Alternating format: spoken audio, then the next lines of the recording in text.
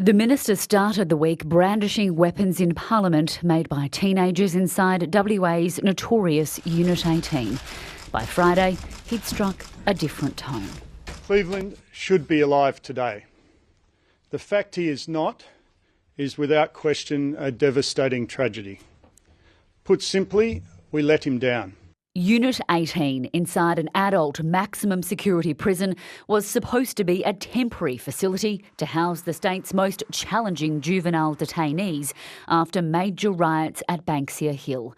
Earlier this week, an ABC investigation exposed a litany of failures in the early hours of October the 12th, when Cleveland Dodd attempted suicide in his Unit 18 cell.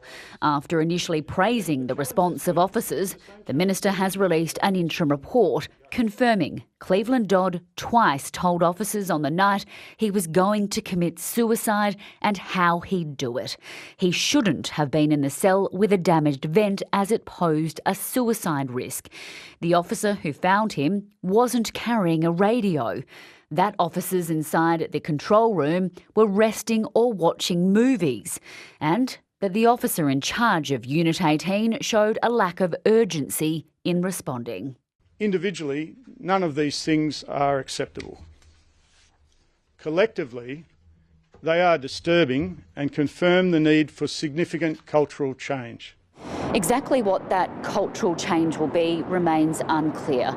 For now, the government has announced a series of operational changes to bolster the surveillance of juveniles in detention. They include mandatory body-worn cameras for youth custodial officers similar to the ones used by police. They'll have capacity to live stream to our operations centre, so we will always have the capability to know precisely what is going on and what is happening in our facilities. It's a baptism of fire for Brad Royce, who has only been in the job for 2 weeks. These things are confronting and they need change.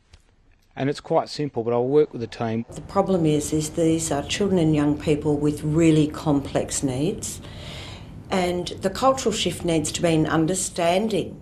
The cultural overhaul, too late for Cleveland Dodd and his family, which say change is not delivered by words alone. Catherine Diss, ABC News.